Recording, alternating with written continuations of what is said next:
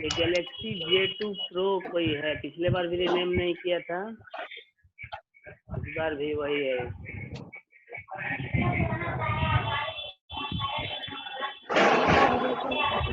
फिर से एक बार रिपीट कर रहे हैं, जो भी हमारा जो आपका पीपीटी बना हुआ है प्रेजेंटेशन, तो उसमें देखोगे कि हर दिन जब क्लास खत्म होता है तो डे 1 डे 2 करके आएगा और उसके नीचे लिखा रहेगा होमवर्क। वो पीडीएफ फाइल पूरा पहले भी भेजा हुआ है, कुछ लोग होमवर्क बना के शुरू में भेजे भी थे, लेकिन कुछ लोग का जो है वो होमवर्क नहीं आ रहा है, कुछ लोग क्या, ज्यादातर लोग का नहीं आ रहा है। तो हम तो पढ़ा देंगे, हमको पता तो कैसे चलेगा तुम लोग को समझ में आया कि नहीं समझ में आया।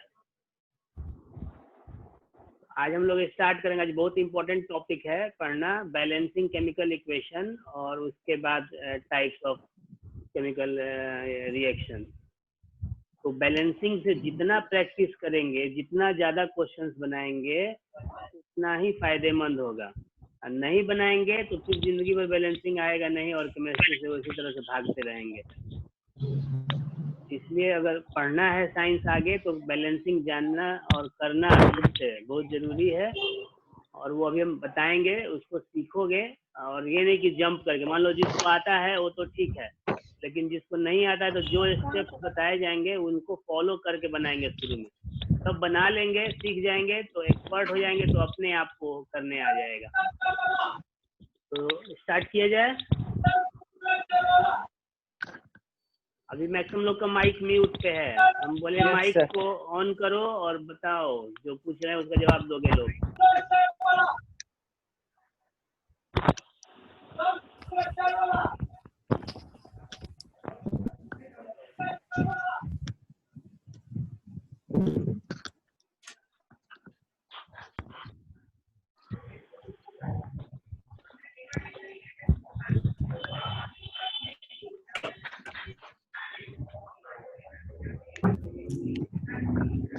स्क्रीन पे क्या आ रहा है अभी? Day 2 sir. ओके, तो अब आपके स्क्रीन पे आ रहा होगा how to balance a chemical equation. इसके पहले हम लोग पढ़े थे पिछले सप्ताह में केमिकल इक्वेशन क्यों बैलेंस करना जरूरी है। आज हम लोग पढ़ेंगे कि केमिकल इक्वेशन कैसे बैलेंस किया जाता है। आवाज क्लियर नहीं आ रहा है सर। नेटवर्क प्रॉब्लम भाई तो बहुत चल रहा है, हम तो अपने से ब्लूटूथ यूज करके माइक यूज कर रहे हैं कि ताकि आवाज क्लियर जाए, फिर भी प्रॉब्लम है। तो देखते हैं, कुछ देर में हो सकता है ठीक हो जाए नेटवर्क का। How to balance a chemical equation. पहले तो why should we balance a chemical equation, इसके बारे में बताए थे, बताओ लोग answer. To satisfy the law of conservation of mass. Very good. To satisfy the law of conservation of mass. And what is law of conservation of mass? Energy can neither be created nor destroyed. During a chemical reaction, mind it. ये हम Sir, ninth the में बताए product of mass of reactant and total mass of reactant is always equal to total mass of product, लेकिन उसमें add करना है। किसी के घर टीवी भी चल रहा है, लग रहा है आवाज आ रहा है उसका।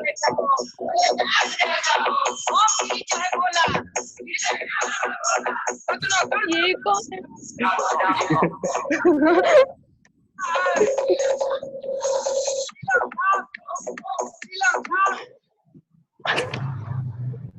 बेवकूफ कौन है, उसको पता नहीं चल रहा है, टीवी के बगल में बैठ के पढ़ाई कर रहा है। चलो, तो ये पहले भी बोले थे, 9th क्लास में भी हम बताए थे, जिन क्लासेस में पढ़ाते थे, जिन सेक्शंस में, कि सिर्फ ये लिख देंगे कि total mass of reactant is always equal to total mass of product, तो उतना काफी नहीं होगा। उसमें एक लाइन ऐड करना होगा शुरू में कि इन ए केमिकल रिएक्शन या during a chemical reaction the total mass of reactant is always equal to total mass of product. क्यों? क्योंकि सिर्फ केमिकल रिएक्शन में ही ये होता है। एक और टाइप होता है न्यूक्लियर रिएक्शन। तो न्यूक्लियर रिएक्शन में मास बढ़ भी सकता है, घट भी सकता है, क्योंकि मास का कुछ फॉर्म एनर्जी में और एनर्जी का कुछ फॉर्म मास में चेंज होता है। इसलिए आपको ये स्पेसिफिक होना पड़ेगा कि during a chemical reaction the total mass of reactant is always equal to total mass of product. वो क्यों इक्वल होता है? Because there is no any new matter is form during a chemical reaction, यानी कि कोई भी नया item ना तो बनेगा ना ही डिस्ट्रॉय होगा, यानी कि हर एलिमेंट के जितने आइटम रिएक्टेंट साइड में है उतने ही प्रोडक्ट साइड में होंगे। That is law of conservation of mass, और इसी को सेटिस्फाई करने के लिए केमिकल इक्वेशन बैलेंस करना जरूरी है। तो अब हम लोग देखते हैं कि कैसे हम लोग बैलेंस करेंगे। तो जैसे हमारा मान लो कि एक रिएक्शन है कि magnesium reacts with hydrochloric acid, magnesium ribbon या magnesium powder reacts with hydrochloric acid to form magnesium chloride and hydrogen gas. अब ये हमारा एक स्टेटमेंट है केमिकल रिएक्शन का, जिसको हम लोग को पहले तो इक्वेशन लिखना है और देन बैलेंस करना है। तो आप सबसे पहला हमारा जो स्टेप है आपके स्क्रीन पे आ भी रहा होगा कि write the word equation, it means write the reactant to the left side of arrow and write the product to the right side of the arrow, towards the head of the arrow. तो आप देखो कि हमारे पास reactant क्या है कि magnesium reacts with hydrochloric acid, तो magnesium is reactant, ये लिख दिए हम लोग। और दूसरा रिएक्टेंट क्या है? हाइड्रोक्लोरिक एसिड है, इसको भी लिख दिए वर्ड में, वर्ड के फॉर्म में। एरो हो गया, और एरो के राइट साइड में यानी कि जो उसका हेड है उसके तरफ जो प्रोडक्ट है, तो क्या क्या प्रोडक्ट है? Magnesium chloride and that is hydrogen. तो हमने पहले इसको लिख दिया वर्ड के फॉर्म में। अब आते हैं स्टेप 2। ये स्टेप क्यों बताया जा रहा है? क्योंकि आपको 9th क्लास में केमिकल फॉर्मूला लिखना सिखाया गया है लेसन 3 या 4 में, केमिस्ट्री के लेसन 3 या 4 में। तो आप पहले वर्ड में लिख लिए कि क्या हमारा एक्चुअल में रिएक्टेंट है, क्या प्रोडक्ट है। अब बहुत सारे बच्चे कहेंगे कि हम लोग वर्ड में क्यों लिखें, हम लोग को तो आता है फॉर्मूला, डायरेक्ट लिखेंगे। अभी हम लोग क्लास में जब पढ़ाते हैं तो अमोनियम क्लोराइड लिखने को बोले तो आधे बच्चे एल्युमिनियम क्लोराइड लिख देते हैं। अमोनियम और एल्युमिनियम में उनको अंतर ही नहीं समझ में आता है। तो जब तक वो वर्ड में नहीं लिखेंगे, नहीं समझेंगे, तो वो उनको सही लिखने नहीं आएगा। इसलिए ये प्रैक्टिस शुरू में करना जरूरी है। अब स्टेप 2 क्या है? जो हमारा रिएक्टेंट और प्रोडक्ट है उसको हम लोग केमिकल फॉर्मूला लिखेंगे। तो मैग्नीशियम का हमारा ये जो मैग्नीशियम है इसके बदले Mg हो गया, हाइड्रोक्लोरिक एसिड जो है उसके बदले में HCl हो गया। अब स्क्रीन पे एल थोड़ा छोटा बड़ा दिख रहा है, फॉन्ट के प्रॉब्लम के चलते हैं। उसी तरह से प्रोडक्ट साइड में मैग्नीशियम क्लोराइड है, तो मैग्नीशियम क्लोराइड का फॉर्मूला आपका MgCl2 हो गया। अब ये MgCl2 कैसे आया? तो आप रिकॉल करोगे 9th क्लास का, तो मैग्नीशियम का फॉर्मूला होता है Mg और इसकी वैलेंसी होती है 2, और क्लोरीन जो है उसका होता है Cl और इसकी वैलेंसी होती है 1। तो क्रिस क्रॉस याद होगा, इसकी वैलेंसी इसके नीचे और इसकी वैलेंसी इसके नीचे, तो ये करके आपका MgCl2 आ गया। और हाइड्रोजन का H2 ये तो सबको पता है। तो ये स्टेप 2 हमारा हो गया। अब स्टेप 2 जब हो गया तब आते हैं स्टेप 3 में। स्टेप 3 में आपको कुछ करना नहीं है, ये वार्निंग है, मतलब समझने के लिए है कि do not change the subscript. What is subscript? Subscript of any element. What is subscript? ये जो आपको सिंबल्स के बगल में, एलिमेंट के जो सिंबल्स हैं उनके बगल में राइट साइड में जो डिजिट्स लिखे रहते हैं, राइट साइड में, माइंड इट, राइट साइड में जो डिजिट्स लिखे हुए हैं उनको बोलते हैं सबस्क्रिप्ट। तो ये सबस्क्रिप्ट को हम लोग किसी भी हाल में चेंज नहीं कर सकते। अगर कर देंगे तो फिर वो रिएक्शन रहा ही नहीं, फिर वो कुछ और हो गया। तो आपका स्टेप 3 हो गया। अब स्टेप 4 में क्या करते हैं कि एक टेबल बनाते हैं, इसको हम लोग बोलते हैं ड्राई रन। हम लोग जब कंप्यूटर प्रोग्रामिंग पढ़ते हैं तो उस केस में इसको ड्राई रन बोलते हैं। ड्राई रन मतलब कि हम लोग एक टेबुलर फॉर्म में बना करके और उसको देखते हैं कि कौन इक्वल हुआ कौन नहीं हुआ। तो एक टेबल बना लिए, पहला कॉलम हो गया कि एलिमेंट्स और दूसरा कॉलम हो गया number of atoms of that element in reactant side and number of atoms of that element in product side. तो ये 3 कॉलम बना लिए आपका। हमारे पास एलिमेंट है मैग्नीशियम, Mg हो गया, हाइड्रोजन ये H हो गया, और क्लोरीन दैट इज Cl। अब रिएक्टेंट साइड में देखते हैं मैग्नीशियम कितना है, तो 1 है। प्रोडक्ट साइड में मैग्नीशियम कितना है, तो 1 ही है। इसी तरह से फिर हाइड्रोजन का देखते हैं, हाइड्रोजन रिएक्टेंट साइड में कितना है, तो 1 है। प्रोडक्ट साइड में कितना है, 2 है। और क्लोरीन जो है वो भी रिएक्टेंट साइड में 1 है लेकिन प्रोडक्ट साइड में वो भी 2 है। तो ये तो हो गया हमारा ड्राई रन, यानी कि हमने पहले टेबल बना लिया और अब इसको हम लोग कैसे बैलेंस करेंगे नेक्स्ट स्लाइड में देखते हैं। अब स्टेप 5 में आते हैं। तो सबसे पहले हम लोग उस एलिमेंट को इक्वेट करते हैं जिसका नंबर ऑफ एटम्स सबसे ज्यादा मैक्सिमम हो, यानी कि जिसका नंबर ऑफ एटम्स, अभी तो हम लोग सिंपल एग्जांपल ले रहे हैं ना, तो इसलिए इसमें लगेगा कि तो किसी को बैलेंस कर सकते हैं, लेकिन जब कॉम्प्लिकेटेड थोड़ा लेंगे, बड़ा बड़ा एक रिएक्शन लेंगे, तो उसमें देखेंगे कि किसका नंबर ऑफ एटम सबसे ज्यादा है, पहले उसको बैलेंस करते हैं। और ये जरूरी नहीं कि एक बार में ही हो जाएगा। इस मेथड को बोलते हैं हिट एंड ट्रायल मेथड। ये बिगिनर्स के लिए मेथड है, 9th क्लास और 10th क्लास में ये पढ़ाया जाता है। अब जब 11th में जाएंगे तो बहुत सारे और दूसरे मेथड भी मिलेंगे पढ़ने को। तो हिट एंड ट्रायल मेथड मतलब कि हीट करेंगे, ट्राई करेंगे, अगर हीट हो गया तो सही है, नहीं तो फिर ट्राई करेंगे। तो वही चीज यहाँ पे भी करना है जो मैथ्स में करते हैं। तो आप देखेंगे कि मैग्नीशियम एक है, हाइड्रोजन एक, sorry reactant side product side दोनों में एक है, लेकिन हाइड्रोजन उधर जो हम लोग टेबल देखे उसमें एक था और प्रोडक्ट साइड में 2 था। क्लोरीन भी रिएक्टेंट साइड में एक था और प्रोडक्ट साइड में 2 था। तो हम लोग सिंपली क्या करते हैं, जैसे अभी प्रीवियस स्लाइड में हम लोग थोड़ा देख लेते हैं। तो ये जो है हमारा, अब इस पे हम लोग क्या करते हैं, इसको 1 को 2 करने के लिए क्या करना पड़ेगा, तो 2 से मल्टीप्लाई करना पड़ेगा।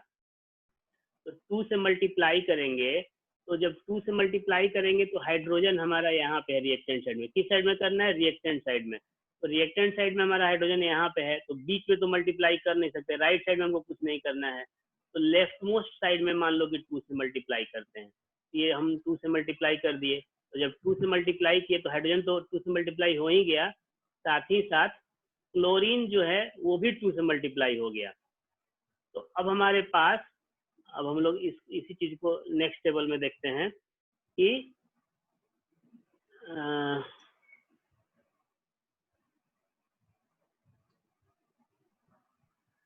क्लोरीन भी 2 हो गया और हाइड्रोजन भी ऑलरेडी 2 हो गया। तो हमारा सब बैलेंस हो गया, मैग्नीशियम बैलेंस, ये भी बैलेंस, तो हाइड्रोजन भी इस साइड 2 और इस साइड भी 2, क्लोरीन इस साइड 2 और इस साइड भी 2।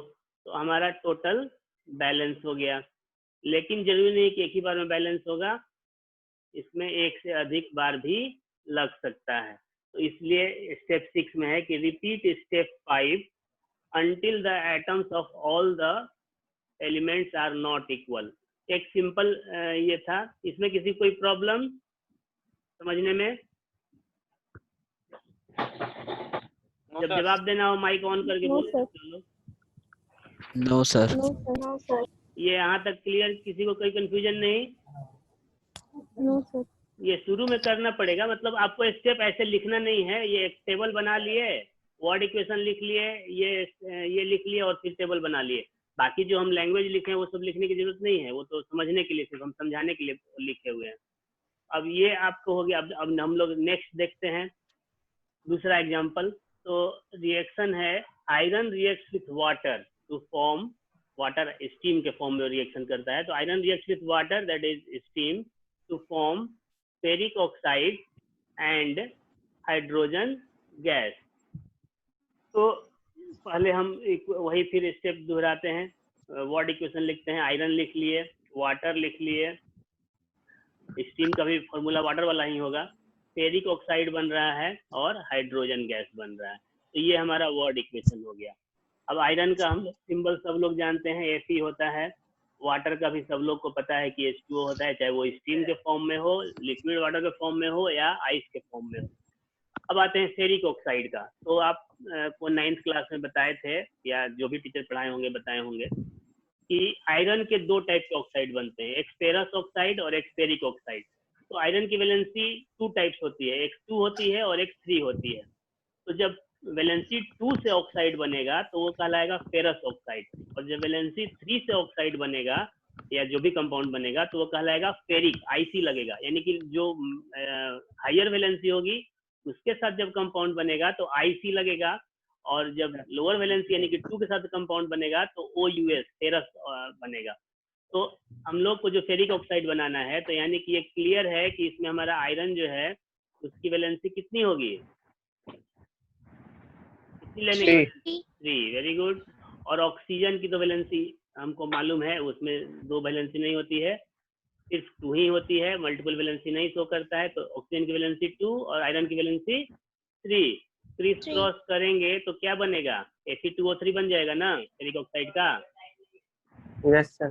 तो फेरिक ऑक्साइड का हमारा Fe2O3 हो गया और हाइड्रोजन गैस का H2 हो गया। तो ये तो हो गया हमारा जो वर्ड इक्वेशन था उसको हमने बदल दिया फॉर्मूला के टर्म में, केमिकल फॉर्मूला के टर्म में बदल दिया।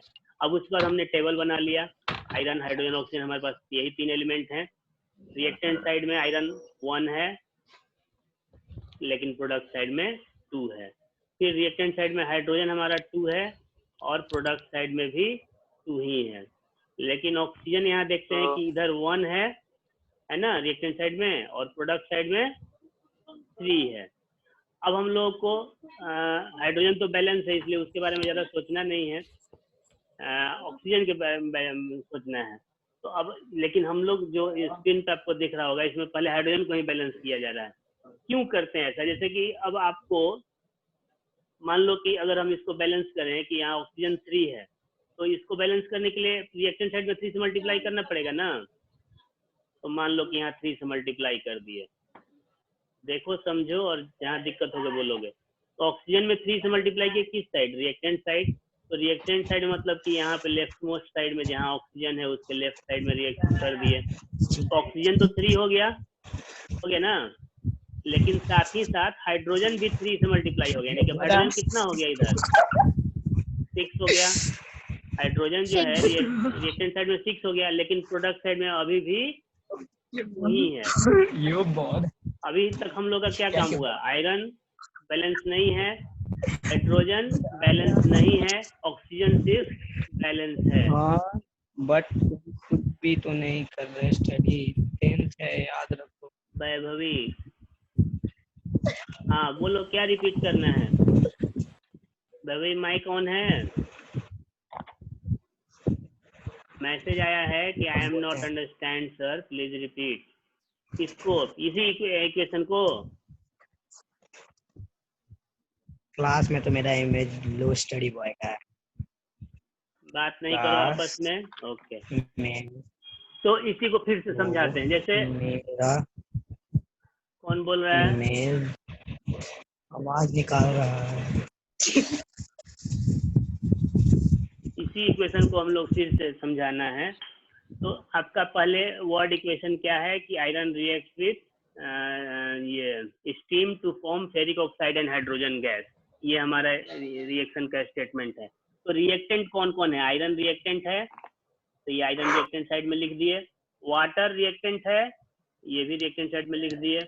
हम टू फॉर्म के बाद देखते हैं क्या है। टू फॉर्म के बाद जो होगा वही प्रोडक्ट कहलाता है। तो टू फॉर्म के बाद पहला जो प्रोडक्ट है वो है फेरिक ऑक्साइड। तो फेरिक ऑक्साइड को प्रोडक्ट साइड में लिख दिए।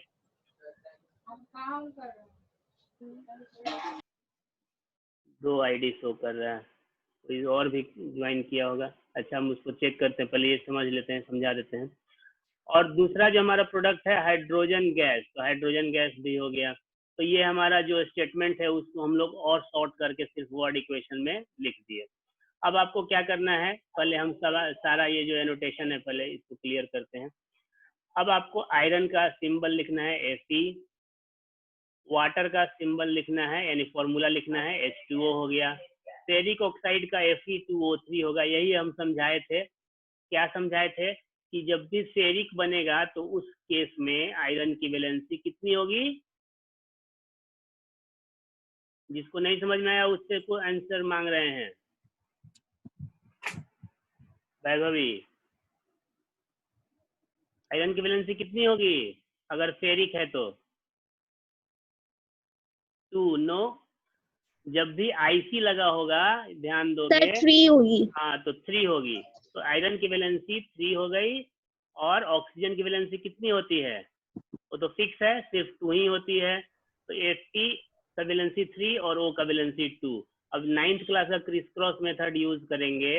ऑक्सीजन की वैलेंसी आयरन के नीचे और आयरन की वैलेंसी ऑक्सीजन के नीचे लिखेंगे तो हो गया Fe2O3।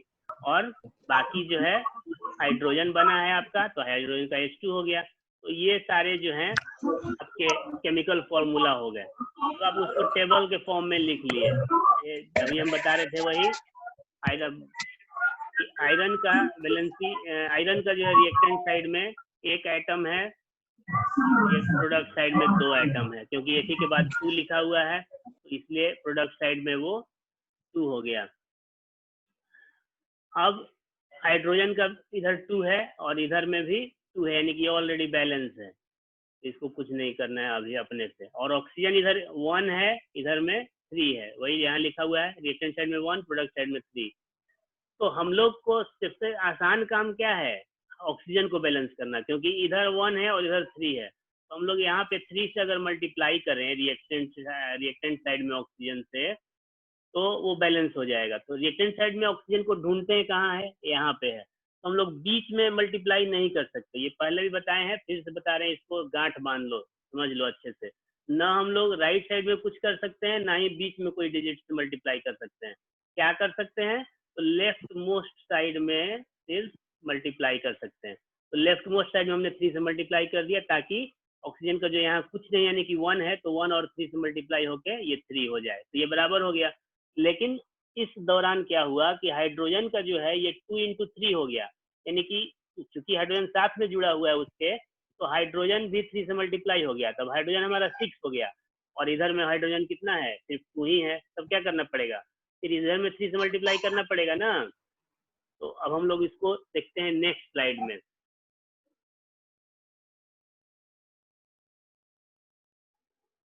अब इसमें देखते हैं, अभी हम लोग का पोजीशन क्या था, Fe1 था, इधर 2 था, इधर में हाइड्रोजन 6 था, तो यहाँ पे 3 से मल्टीप्लाई कर दिए, तो ये भी आपका 6 हो गया। यानी कि यहाँ पे चूंकि इधर 6 ऑलरेडी हो चुका था, तो प्रोडक्ट साइड में 6 करने के लिए 3 से मल्टीप्लाई किए, वो यहाँ पे आपको दिख रहा है 3। तो ऑक्सीजन बैलेंस हो गया, हाइड्रोजन बैलेंस हो गया। अब क्या बच गया, आयरन, जो कि स्टिल अनबैलेंस है। तो क्या करेंगे, इसमें आयरन में रिएक्टेंट साइड में 2 से मल्टीप्लाई करेंगे, तो यहाँ पे 2 से मल्टीप्लाई कर देंगे, जो कि यहाँ पे दिख रहा है आपको। तो 2 से मल्टीप्लाई हो गया, तो अब आयरन भी दोनों साइड में 2 हो गया, और हाइड्रोजन आपका इधर 6 है, इधर भी 6 हो गया, तो हाइड्रोजन भी बैलेंस हो गया। ऑक्सीजन यहाँ पे 1 into 3 है, तो 3 है, और इधर भी 3 है, तो वो भी बैलेंस हो गया। तो हम लोग अब देखते हैं कि ये पूरा इक्वेशन जो है हमारा बैलेंस हो गया। तो यहाँ पे हम लोग का एक बार भी नहीं हुआ, यहाँ पे हम लोगों को 2 बार मेहनत लगा, यानी कि जो स्टेप है बैलेंस करने का, जो हिट एंड ट्रायल मेथड है, ये 2 बार यूज करना पड़ा हम लोगों को। तो हो सकता है किसी रिएक्शन में आपको 4 बार यूज करना पड़े, किसी में 3 बार यूज करना पड़े।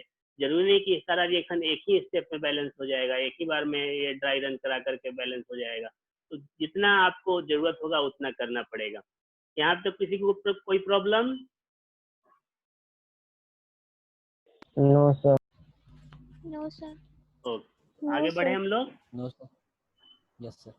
अब आपको स्क्रीन पे दिख रहा है कुछ क्वेश्चन, तो आपको सिर्फ आंसर देना है, बैलेंस केमिकल इक्वेशन बनाना। आप लोग ये एक काम करोगे कि अगले बार से जब पढ़ने बैठोगे, अभी तो ले लो पेन और एक पेपर या कॉपी ले लो, नोटबुक, और अगले बार से पहले से लेके बैठोगे। अभी क्या करना है आप लोगों को कि ये जो स्क्रीन पे आपको दिख रहा है क्वेश्चन, हम क्वेश्चन बोलेंगे और आपको आंसर बताना है। माइक अपना अनम्यूट कर लीजिए और आंसर हमको मिलना चाहिए। एक स्टूडेंट का नहीं, एक से अधिक स्टूडेंट का आंसर मिलना चाहिए, कि एक ही आदमी बैठ के पढ़ रहा है। तो पहला क्वेश्चन है, वेट करें कि स्टार्ट करें? आप लोगों के पास कॉपी भी है? Yes, sir. ओके, तो पहला Yes, आपका sir. क्वेश्चन है, hydrogen plus chlorine forms hydrogen chloride. ये आपका वर्ड इक्वेशन ऑलरेडी लिखा हुआ है, आपको सिर्फ इसका बैलेंस केमिकल इक्वेशन बताना है। आंसर दीजिए।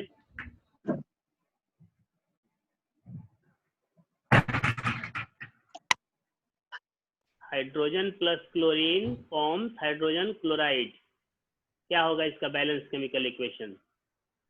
हाइड्रोजन का क्या होगा? H2. H2, very H2. Good. और क्लोरीन का? Cl2. Cl2। तो H2 प्लस Cl2 हो गया। हम यहाँ पे लिखते भी जा रहे हैं आप लोग का आंसर, जैसा भी लिखाएगा माउस से। तो H2 हो गया है ना जी? अच्छा खराब जो भी दिख रहा होगा समझने भर के लिए है। Cl2 हो गया। अब इधर हाइड्रोजन क्लोराइड, इधर क्या लिखे हैं? 2HCl. 2HCl। 2HCl. हाँ, तो ये आपका फाइनल आंसर हो गया। लेकिन कॉपी में जब बनाएंगे तो स्टेप लिख करके बनाएंगे, मतलब कि पहले H2 + Cl2 HCl लिखेंगे और उसके बाद बैलेंस करेंगे। चलिए नेक्स्ट क्वेश्चन है barium chloride plus aluminium sulphate. तो reactants are barium chloride and aluminium sulphate and the products are barium sulphate and aluminium chloride. इसका क्या होगा? बेरियम क्लोराइड का फॉर्मूला बताइए। Sir, BaCl2. BaCl2. BaCl2 हो गया। चलो बेरियम क्लोराइड। और एल्युमिनियम सल्फेट का Al2SO4. Whole thrice, Al2SO4 whole thrice, यानी SO4 जो है वो ब्रैकेट के अंदर होगा। अच्छा, अब इधर है बेरियम सल्फेट, तो इसका क्या हो जाएगा? BaSO4. BaSO4। तो उधर तो सल्फेट जो था SO4 वो 3 था। यहाँ अगर हम लोग लिखें इसको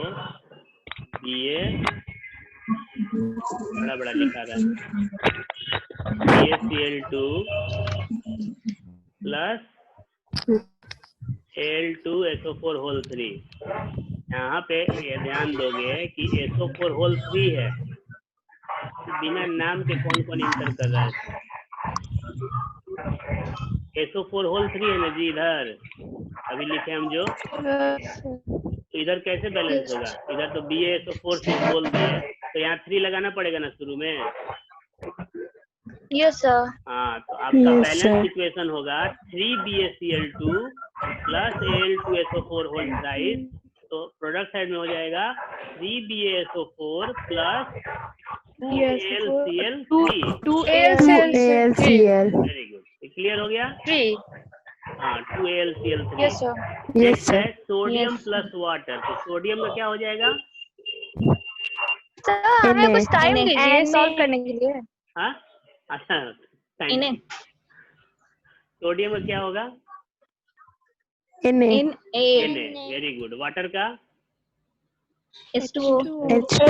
ओके। अब सोडियम हाइड्रोक्साइड का फॉर्मूला क्या होगा? NaOH. NaOH, not 2। अब क्यों NaOH होगा? O2 क्यों नहीं होगा? OH2 क्यों नहीं होगा? क्योंकि सोडियम की वैलेंसी 1 होती है और हाइड्रोक्साइड जो रेडिकल है OH उसकी वैलेंसी 1 ही होती है। तो क्रिस क्रॉस करेंगे तो 1 1 कैंसिल, तो बच जाएगा NaOH। और हाइड्रोजन का क्या हो जाएगा? H2. तो आपका ये जो आप लोग जब कॉपी पे करोगे तो आपका आंसर क्या आएगा? फाइनल आंसर कोई कर लिया तो बताओ।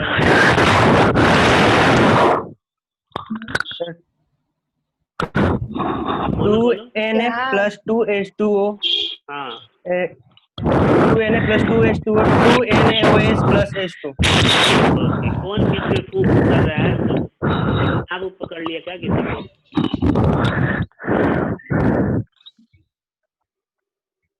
हाँ, चलो।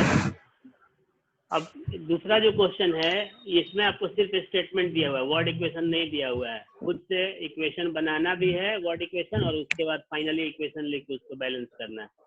तो barium chloride, sodium sulphate, barium chloride का ये कर लोगे तुम लोग। हम लोग आगे बढ़ते हैं क्योंकि अभी हम लोग के पास टाइम 5-7 मिनट बचा हुआ है, ठीक है ना? इसको कर लोगे, हम भेज भी देंगे इसको व्हाट्सएप पे। ऐसे ये एनसीईआरटी बुक का ही क्वेश्चन है। एनसीईआरटी बुक का जो इनसाइड क्वेश्चन है ना इन टेक्स्ट, तो जहाँ पे आपको बैलेंसिंग केमिकल इक्वेशन पढ़ाया गया होगा उसमें दिया होगा एनसीईआरटी में, वहीं पे ये क्वेश्चन दिया हुआ है, उसको नोट करके बना लोगे। अब आते हैं हमारा जो नेक्स्ट टॉपिक है, how to make a chemical equation more informative. Sir अगर हम लोग हाँ, बोलो बोलो। सर आवाज कट रही है तुम्हारी, बोलो फिर से। सर अगर हम लोग को एग्जाम में मतलब बैलेंस करना होगा तो उस पूरा स्टेप लिखना पड़ेगा? नहीं, एग्जाम में बैलेंस स्टेप वाइज करना पड़ेगा? नहीं, शुरू में ही बोले हैं कि एग्जाम में आप डायरेक्ट आंसर लिख सकते सर हो। वो नहीं, मतलब सर, हाँ सर वर्ड नहीं बोल रहे, जैसे मतलब सर ये टेबल बना के फिर से मतलब बार बार ऐसे करना पड़ेगा? डायरेक्ट लिख सकते हैं? वो आप अगर आता है कर सकते हैं तो डायरेक्ट लिख सकते हैं, क्योंकि ये जो हम आपको पूरा मेथड बताए, ये आपके अंडरस्टैंडिंग के लिए, सीखने के लिए बताया गया।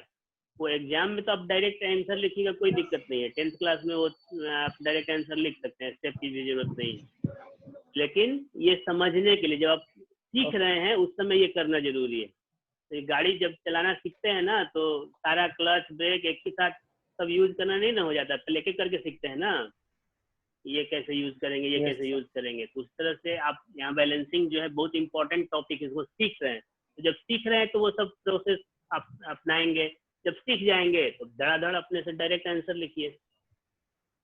चलिए, तो नेक्स्ट टॉपिक हम लोग का how to make a chemical equation more informative. Informative मतलब कि जैसे अभी हम लोग पिछले बैलेंसिंग में देखे कि आयरन रिएक्ट विथ स्टीम, तो हम लिख दिए Fe+H2O।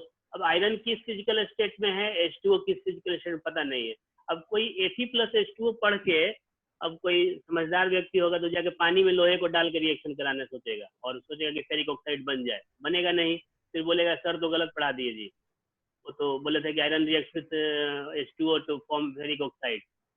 तो आपको केमिकल इक्वेशन सिर्फ लिखना ही काफी नहीं है, उसके साथ इंफॉर्मेटिव भी होना चाहिए कि उसमें आपको मैक्सिमम इंफॉर्मेशन मिले। तो क्या क्या इंफॉर्मेशन हम लोग उसके साथ शेयर कर सकते हैं उस इक्वेशन के साथ। तो सबसे पहला physical state of reactants and products लिखना चाहिए। इसको हम लोग लिख सकते हैं कैसे। अब ये एक एग्जांपल है, zinc reacts with sulphuric acid to form zinc sulphate and hydrogen. तो जिंक कैसे रिएक्शन करता है, जिंक के ग्रेन्यूल, छिलके जो होते हैं जिंक के, वो रिएक्शन करते हैं। तो छिलके क्या है, सॉलिड फॉर्म है। H2SO4 जो है आपका एक्वस सॉल्यूशन यूज करते हैं, एक्वस सॉल्यूशन और नॉन एक्वस सॉल्यूशन ये बताए होंगे पहले भी 9th क्लास में, या अभी फिर से बता देते हैं। एक्वा मीन्स वाटर, तो जब सॉल्यूशन में सॉल्वेंट वाटर होगा तो that solution is called aqueous solution. और जिस सॉल्यूशन में वाटर के अलावा कोई भी सॉल्वेंट यूज करेंगे, बेंजीन हो, अल्कोहल हो, ईथर हो, क्लोरोफॉर्म हो, तो वो नॉन एक्वस सॉल्यूशन कहलाएगा। तो यहाँ पे हमारा H2SO4 जो है वो एक्वस फॉर्म में है। आपका बन रहा है जिंक सल्फेट, एक्वस सॉल्यूशन के फॉर्म में बन रहा है, और हाइड्रोजन गैस बन रहा है, तो जी लिखें, जी फॉर गैस। तो पहला हमारा ये हो गया कि फिजिकल स्टेट लिखेंगे रिएक्टेंट्स एंड प्रोडक्ट्स का। दूसरा है by writing concentration of acid if any, अगर इस रिएक्शन में कोई एसिड इन्वॉल्व है तो उसका कंसेंट्रेशन हम लोग लिखेंगे। जैसे H2SO4 इस रिएक्शन में डाइल्यूटेड फॉर्म में रिएक्शन कर रहा है, और इस रिएक्शन में H2SO4 कंसेंट्रेटेड फॉर्म में रिएक्शन कर रहा है। अब डाइल्यूटेड और कंसेंट्रेटेड आपको पढ़ाया गया होगा, नहीं पढ़ाया होगा तो अगले चैप्टर में पढ़ाया जाएगा। डाइल्यूटेड सॉल्यूशन वो कहलाएगा जिसमें वाटर ज्यादा हो और एसिड कम हो, और कंसेंट्रेटेड वो कहलाएगा जिसमें एसिड ज्यादा हो और वाटर कम हो। तो एसिड का आप कंसेंट्रेशन लिख सकते हैं। फिर तीसरा है by mentioning heat change during the reaction, यानी कि हीट रिलीज हो रहा है कि हीट एब्जॉर्ब हो रहा है। अब ये एक रिएक्शन है, कार्बन यानी लकड़ी को जला रहे हैं या कोयला को जला रहे हैं, ऑक्सीजन के प्रेजेंस में कार्बन सॉलिड हो गया, ऑक्सीजन गैस हो गया, CO2 बन रहा है, और साथ में हीट रिलीज हो रहा है। तो हीट रिलीज हो रहा है, ये एक्सोथर्मिक रिएक्शन हो गया। अब दूसरा टाइप का रिएक्शन हम लोग देखते हैं, N2 और O2। अब ये रिएक्शन कर रहा है तो NO बन रहा है, नाइट्रस ऑक्साइड। अब यहाँ पे क्या हो रहा है कि जो आपका एपरेटस है जिसपे रिएक्शन करा रहे हैं वो ठंडा हो जा रहा है, उसके कंडेंसेशन के कारण वाटर ड्रॉपलेट्स आ जा रहे हैं, यानी कि उसने क्या किया, हीट को एब्जॉर्ब किया। तो हीट को एब्जॉर्ब किया तो हीट जो है वो, अगर रिएक्टेंट साइड में लिख रहे हैं तो रिएक्टेंट साइड में प्लस हीट लिखाएगा, नहीं तो इसको प्रोडक्ट साइड में माइनस हीट भी लिख सकते हैं। तो that type of reaction is called endothermic reaction. चौथा जो है फैक्टर है